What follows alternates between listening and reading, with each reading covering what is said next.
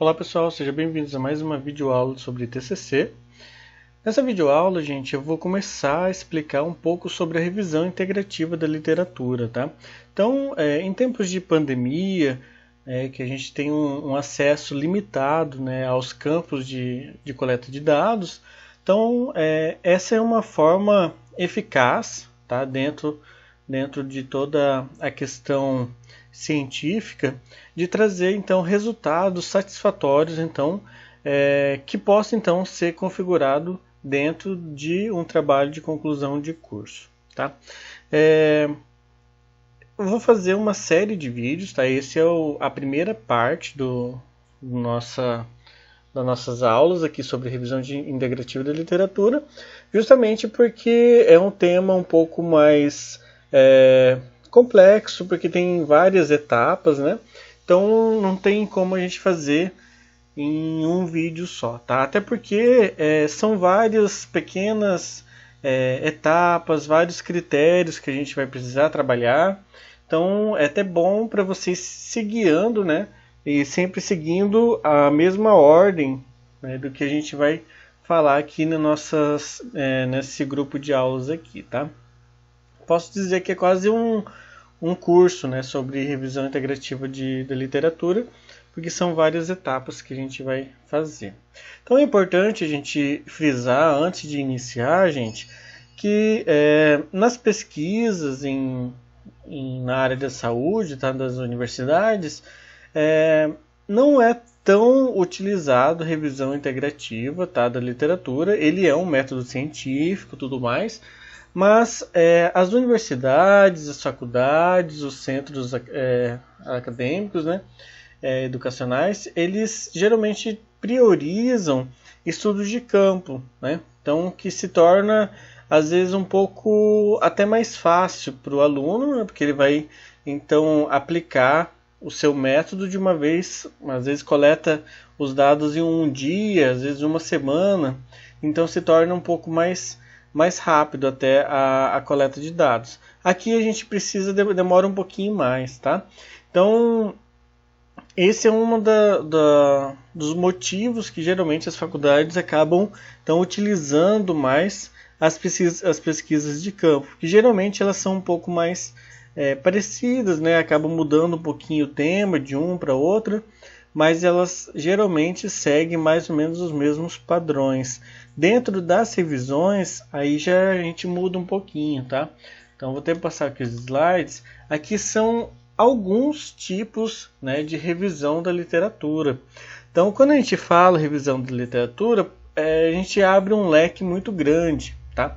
Só que a gente tem que saber distinguir o que são cada uma. Como que a gente vai trabalhar já a revisão integrativa, eu não vou ficar entrando tanto em detalhes para as outras áreas, tá? Mas vocês precisam saber apenas que existem diversos tipos de revisão da literatura. Por que esse primeiro aqui, item, ele subdivide em dois, tá? Como revisão narrativa e também revisão bibliográfica sistemática. Porque assim, gente, vocês devem ter alguns cursos, não vou dizer que é errado, tá? Mas alguns cursos eles acabam utilizando revisão narrativa. O que vem ser esse tipo de revisão?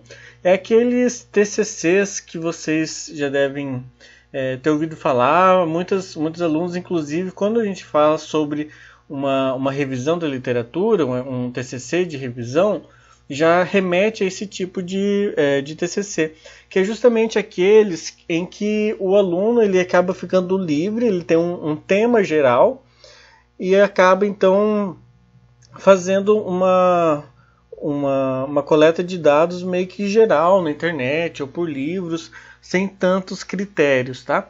E aqui, quando a gente fala sobre a revisão bibliográfica sistemática, justamente porque tem vários critérios, vários passo a passos que obrigatoriamente precisam ser seguidos, tá?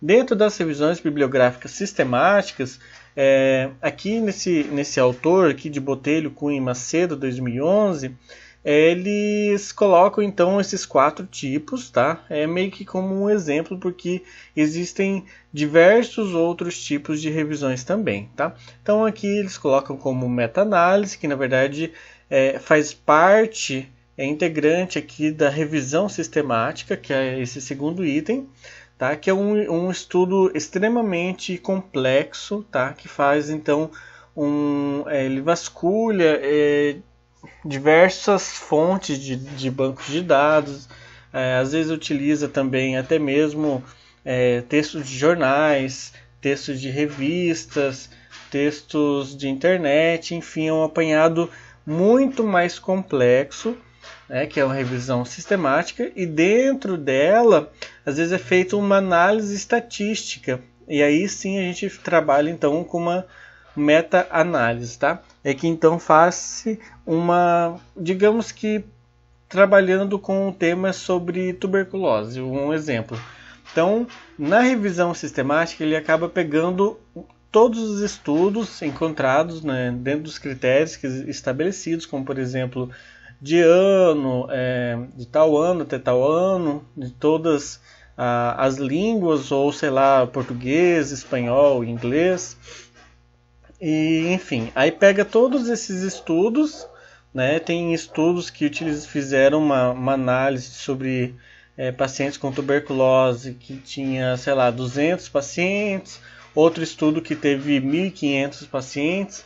Então, a meta-análise acaba fazendo uma análise estatística com o total de indivíduos de todos esses estudos que foram utilizados dentro da revisão sistemática. Então é um estudo extremamente complexo, mas que também tem resultados muito satisfatórios, tá? Então, se a gente colocasse assim uma escala, né, como fazer uma pirâmide de qual que, sendo a base, os estudos mais simples, sem tantos resultados científicos, até no topo, sendo os tipos de estudos com maior número de resultados, né, científicos, que sejam coerentes, né, que sejam verdadeiros, a revisão sistemática ela está lá no topo, tá? Então, justamente porque ele faz a revisão sistemática com meta-análise, tá? Porque realmente é um estudo que vai trazer resultados que realmente estejam muito próximos da realidade, tá? Então, que com certeza consegue-se então afirmar que aquele resultado é o verdadeiro. Tá? Diferente, por exemplo, de um estudo comum que eu posso fazer aqui em Foz, ele pode retratar o cenário nosso, né? Nosso cenário aqui, às vezes de município, às vezes até mesmo só como macro-região aqui de Foz, ou às vezes até somente mostrar o cenário de um determinado serviço. Então não dá para representar um resultado mundial, por exemplo, diferente dessas revisões sistemáticas com meta-análise, que aí vai pegar então geralmente estudos de muitos países. Então aí ele consegue fazer juntar tudo isso, né, e mostrar um resultado muito positivo, tá? Revisões qualitativas também é possível fazer de uma forma bem sistemático, né? Sistemático, gente, quando a gente fala isso, é no sentido de critérios, tá? Principalmente critérios para fazer reproduzir esse mesmo estudo, tá? Então, e dentro também temos a revisão integrativa, que é um dos braços da revisão então sistemática. Por que tem diferença entre revisão sistemática e revisão integrativa? Em geral, ela acaba se tornando um pouco menor. Tá? Então essa é uma das diferenças, e uma outra diferença é que a gente acaba não fazendo meta-análise. Então esses são os critérios então, essenciais que diferenciam uma revisão integrativa da literatura para uma revisão sistemática da literatura. Nessa próxima imagem aqui, então só mesmo para frisar para vocês essa diferença então entre revisão narrativa e da revisão sistemática. Quando a gente coloca como questão, né, de norteadora, questão de pesquisa, nas revisões sistemáticas tem uma questão específica, tá? Então, é uma seleção baseada nos critérios aplicados. Quando vocês devem se lembrar, no ano passado, né, ou pelo menos quem estiver vendo esse vídeo talvez não tenha passado pela mesma disciplina, nós já trabalhamos um pouco sobre estratégia PICO, que é uma estratégia para elaborar pergunta de pesquisa. Tá? Então, dentro das revisões sistemáticas, que aí entra todos aqueles tipos de revisões, obrigatoriamente a gente precisa fazer, então, utilizar essa estratégia PICO. Ou alguma outra estratégia, mas que seja mais ou menos no mesmo sentido de formulação de uma pergunta. Enquanto nas revisões narrativas, essa elaboração dessa pergunta ela é mais ampla, tá? Então, frequentemente, ela acaba não sendo especificada. Então, o que ocorre? Você pode, então, discorrer sobre determinado tema, mas sem tanto critério de onde você vai buscar, de como que você vai chegar nesses resultados, tá? Então, é um pouquinho diferente, assim, né? Questão de fonte, então, eu acabei falando, né, que é ao contrário, eu juntei, né, os dois, né, tanto questão como fonte também. Então, sobre questão, na revisão narrativa, então, ela é bem amplo, tá? Então, eu quero falar sobre diabetes mellitus. Então, é só isso. Pode ser a minha questão. Já a questão dentro de uma revisão sistemática, eu já preciso então saber qual tipo de diabetes que eu quero saber, qual que é a intervenção que vai ser feito, vou fazer comparação entre dois grupos ou não, qual que é o desfecho que eu imagino que vai ter. Tá? Então, esses são os critérios que precisa então ter dentro de uma revisão sistemática. A questão da fonte, então, geralmente nas revisões narrativas, então ela não é especificada. Então, por isso, geralmente então vai ter potencialmente com viés. O que vem a ser isso? Justamente porque, como que não é especificado, então eu posso procurar, por exemplo, no Google, posso colocar, procurar em qualquer artigo, qualquer livro, mas que se eu lendo o seu TCC e tentar reproduzir, muito provavelmente eu não vou conseguir fazer o mesmo trajeto e ter os mesmos resultados, tá? Então, diferente de uma revisão sistemática, em que todos os critérios eles vão ser bem explícitos para caso, né, alguém queira fazer reutilizar, né, e fazer os mesmos trajetos que foram realizados. Por exemplo, eu peguei um estudo de 2010 e eu posso replicar novamente agora em 2020 para ver o que teve de diferente, tá? Então eu vou utilizar as mesmas coisas, os mesmos critérios de inclusão, os mesmos critérios de exclusão, as mesmas bancas de dados e possivelmente, né, eu vou ter então resultados diferentes por conta do tempo, né, que passaram-se então 10 anos. Mas se eu pegar uma revisão de 2020 e eu refazer novamente os mesmos critérios, os mesmos bancos de dados, possivelmente eu terei então os mesmos resultados daquela outra pesquisa. Então, diferente então de uma revisão narrativa que eu então não vou conseguir. São vários critérios então que tem essas diferenças entre narrativa e sistemática. E aqui então eu coloquei basicamente só para vocês perceberem, tá, que quando vocês falam então, eu estou fazendo um TCC de revisão, então sempre especificar que não é um qualquer tipo de revisão, tá? É uma revisão então de literatura, mas que seja então integrativa, tá? Então é sempre bom especificar. E então o que vem a ser então essa revisão integrativa da literatura? Basicamente, então, ele deve ser escolhido quando se quer realizar a síntese e análise do conhecimento científico já produzido sobre o tema investigado e ou quando se pretende obter informações que possibilitem aos leitores avaliarem a pertinência dos procedimentos empregados na elaboração da revisão. Geralmente, essas revisões, gente, elas são utilizadas, pode ser como um estudo, né, sozinho, né, ou até mesmo associado.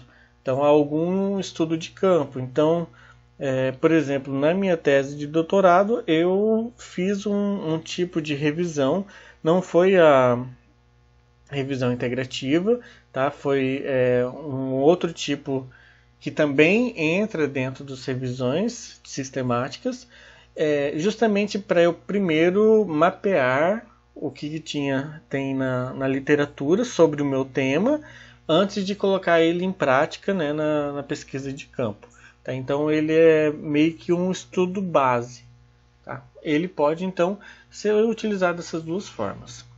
E bem, já finalizando sobre então nessa primeira parte aqui da revisão integrativa da literatura, gostaria então de finalizar apresentando para vocês quais são as etapas então que nós precisaremos fazer, o que vocês vão então encontrar ao fazer então uma revisão integrativa.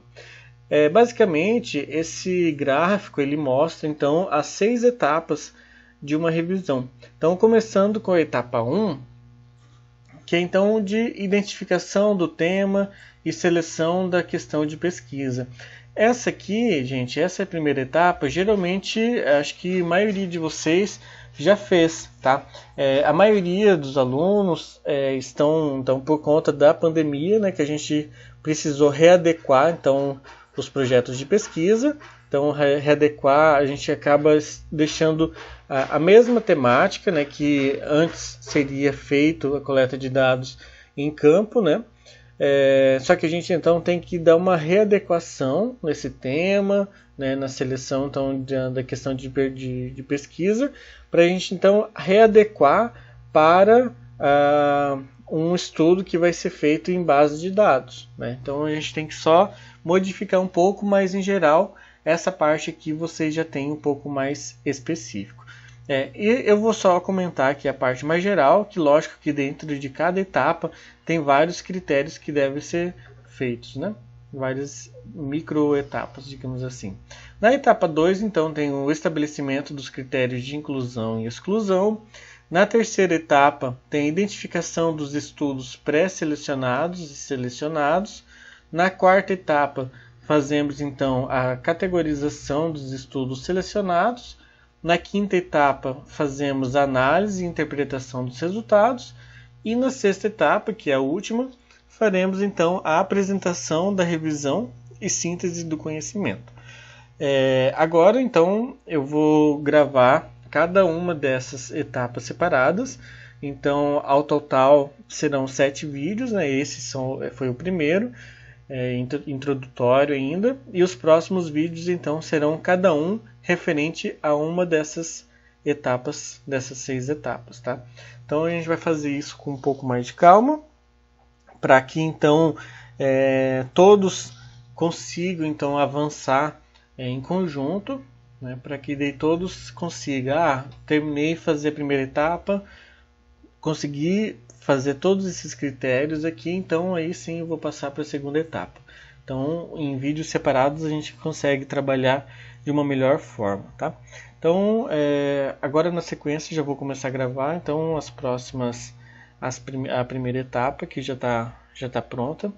E qualquer dúvida, gente, me perguntem, tá? Pode me perguntar tanto via sistema, via e-mail, via WhatsApp, tá?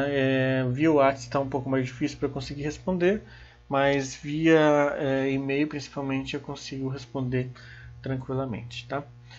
Desejo sucesso então a todos vocês. Infelizmente nesse momento de pandemia a gente precisa então readequar, né? Precisou readequar, mesmo que alguns estudos até estavam mais adiantados, né? Agora a gente vai ter que refazer algumas coisas, para então a gente conseguir concluir até no dia 30 de novembro, né, com sucesso o TCC de vocês. Até mais.